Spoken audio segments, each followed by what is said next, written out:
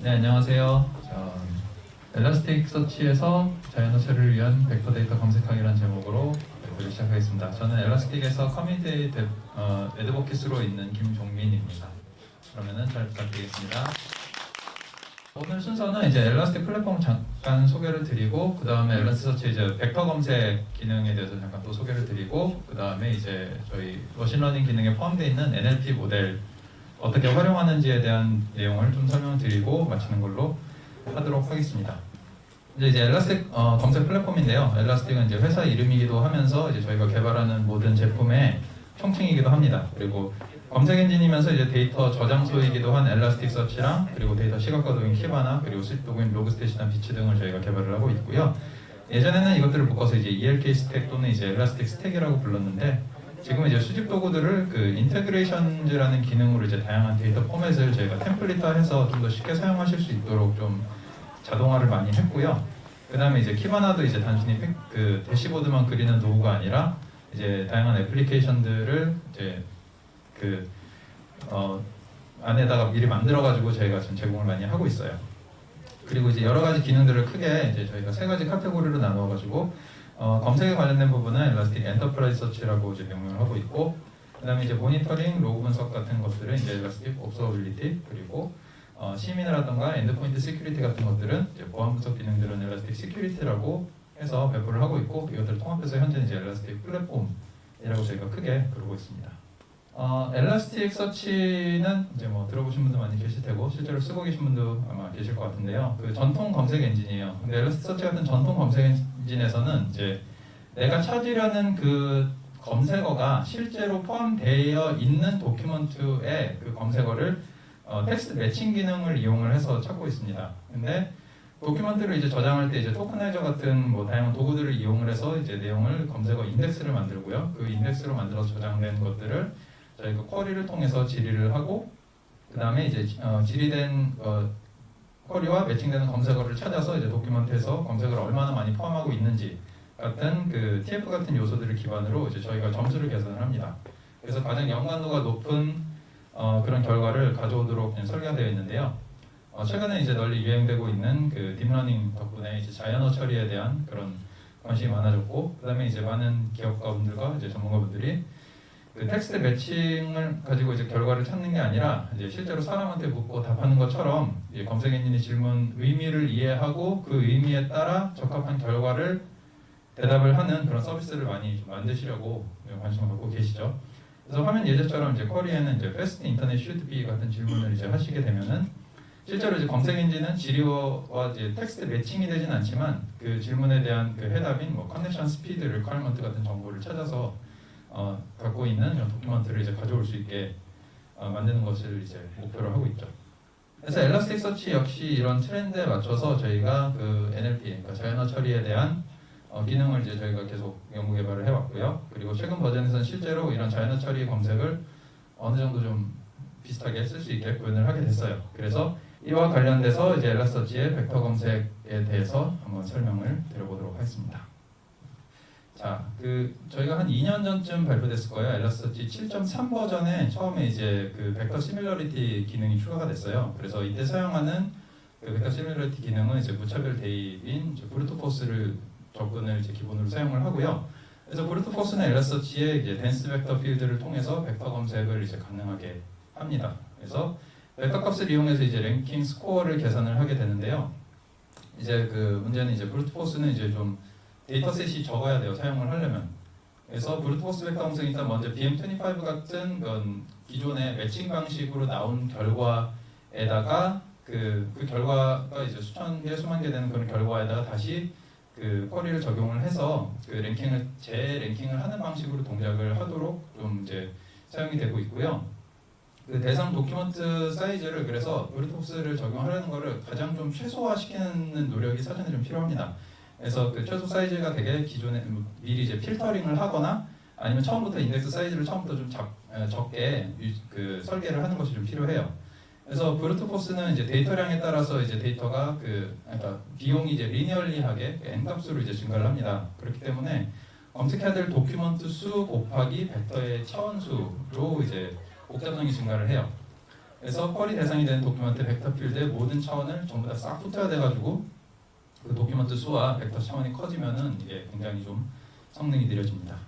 그래서 이 문제를 극복하기 위해서 저희가 이제 엘라서치 8점대 버전에서는 이제 HNSW를 도입을 했고요. 아마 그 최근에 벡터 시뮬러리티 중에서 이제 많이 활용되는 기능일 텐데 그만큼 장점이 많습니다. 그래서 특히 브루트포스가 갖고 있던 그 대용량 처리 비용이 그 리니어하게 n 값으로 증가하는 거에 비해서 그 HNSW는 로그 n 값으로 증가를 하기 때문에 대용량에 대해서는 이제 브루트포스보다 더 유용한 부분이 있고요, 효율적인 부분이 있고, 그 HNSW 동작 방식은 이제 먼저 인덱스를 포함하는 전체 노드에 대해서 이제 그래프를 생성을 합니다. 그래프를 생성을 하고 그 그래프를 여러 개의 레이어로 다시 추가를 해요. 그래서 레이어들을 추가를 하면서 스팟들을 계속 추가를 하고 쿼리가 입력되면 이제 그리디 알고리즘에 따라서 가장 스팟이 맞는 레이어로 그 그리디 검색을 이제 시작을 합니다.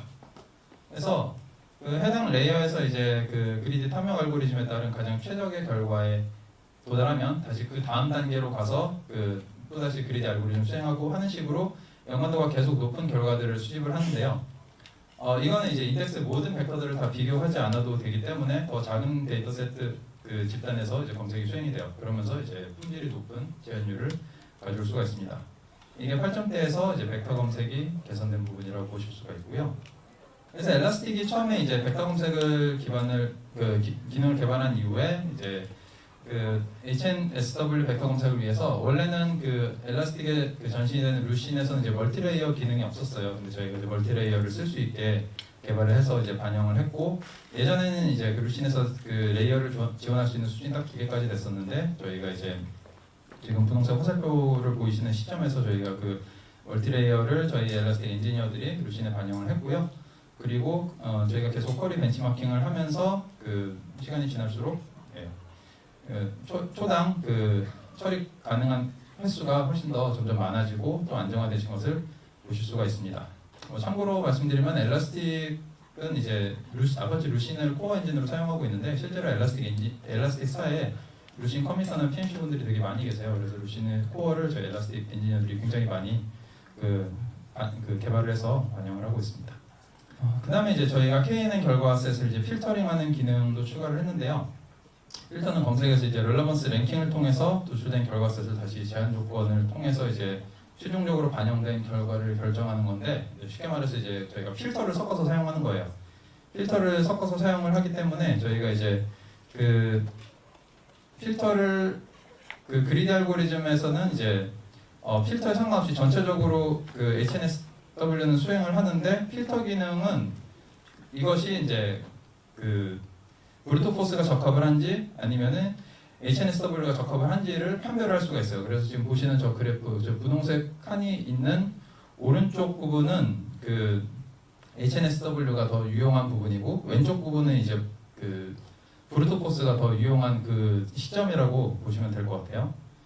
그 개발 알고리즘을 조금 복잡한데 더 다시 한번 설명을 드리면은, 처음에는 이제 필터가 얼마나 많은 도큐먼트를 선택하는지를 이제 파악을 하는 것에서 먼저 시작을 합니다. 그 다음에 HNSW로 항상 먼저 시작을 해요. HNSW를 먼저 시작을 해서 그 평가된 노드의 개수가 우리가 설정한 그 필터, 아까 보셨던 저희가 한 이 정도쯤에는 브루트포스가 더 유리하겠다라고 선정한 그 뭐 퍼센티지를 넘어서게 되면은 브루트포스로 즉시 바꿔서 검색을 수행을 합니다. 그때는 이미 HNSW가 가져온 결과셋이 있어도 그거는 버려버려요. 예전 거는. 그 다음에 새로 필터를 그 필터들만 통해서 브루트포스를 사용한 결과를 반영을 합니다.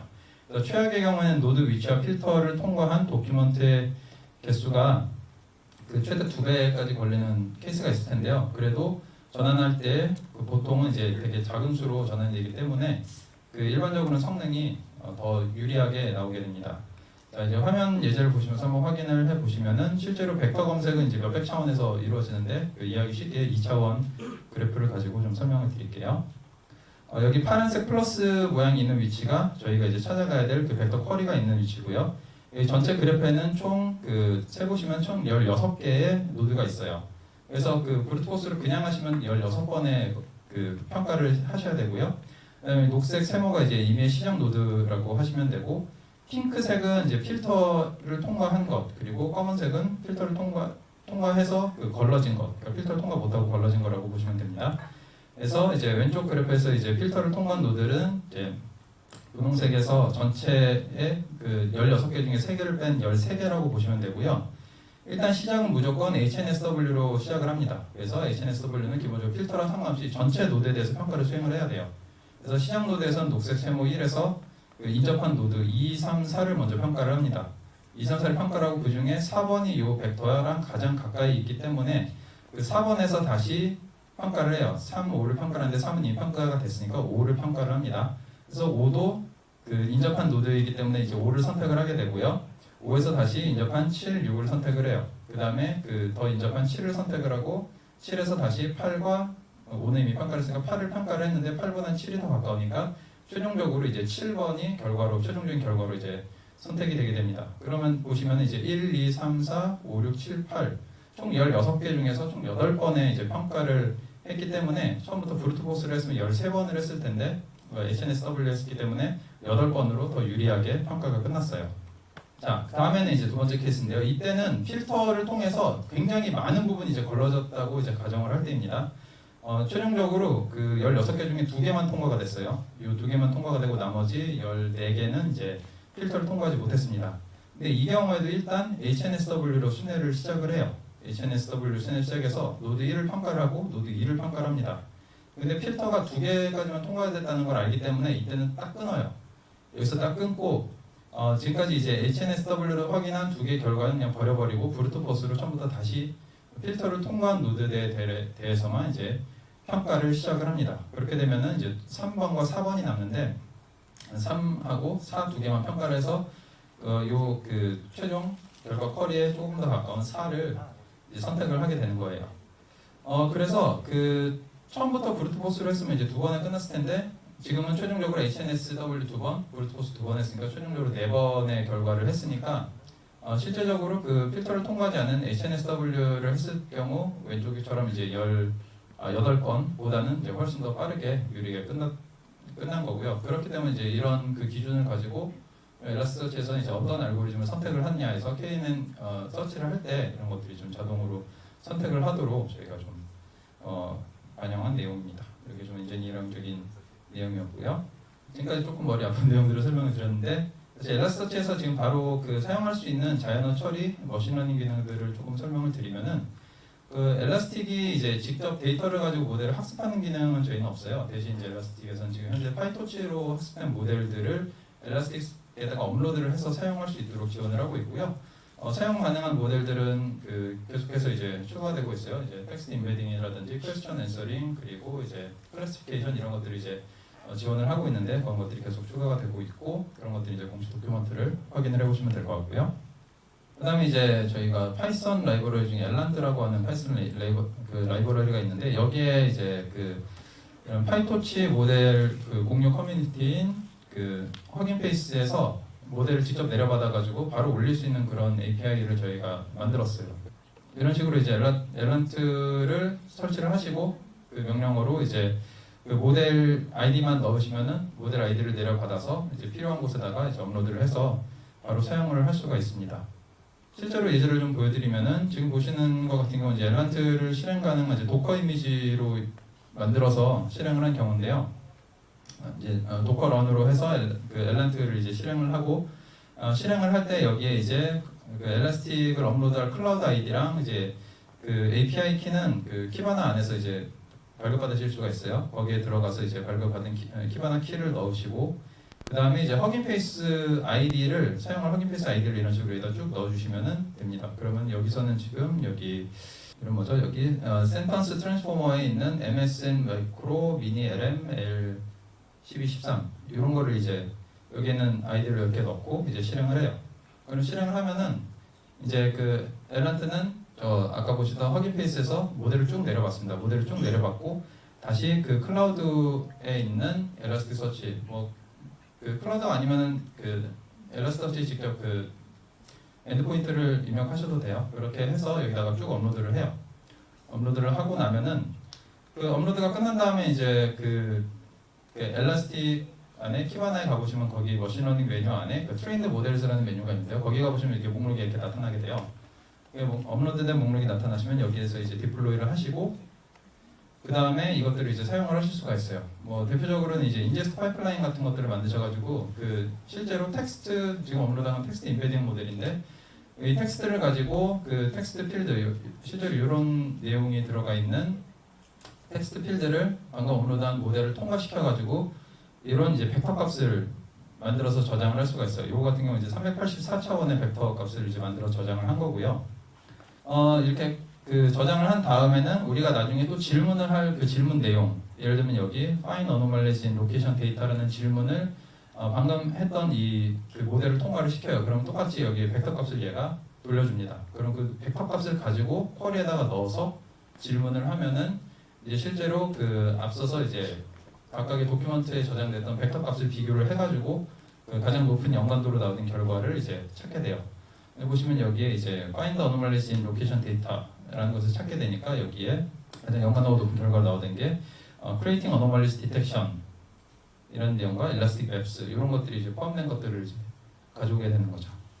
네, 이런 식으로 이제 활용이 됐고요. 여기서는 저희 이제 본사에서 제공한 그 영어 데모를 했는데요. 제가 한글 데모도 한번 테스트를 해봤는데 사실 제가 좀 괜찮은 한글 모델을 찾지를 못해서 결과성 만족스럽진 않지만 혹시 모델 그 데모를 보고 싶으시면은 저희 앞에 엘라스틱 부스에 오시면 제가 좀 한글 데모도 보여드리도록 하겠습니다. 네, 지금까지 발표를 들어주셔서 감사드리고요. 발표 시간이 짧아서 데모를 실제로 못 보여드리고 그냥 스크린 캡처만 보여드렸는데 여기에 저희 부스가 있으니까 오셔서 또 더 많은 질문이 있으시면은 질문해 주시면 제가 답변 드릴 수 있도록 하겠습니다. 남은 시간 동안 Q&A 그럼 하고 마치도록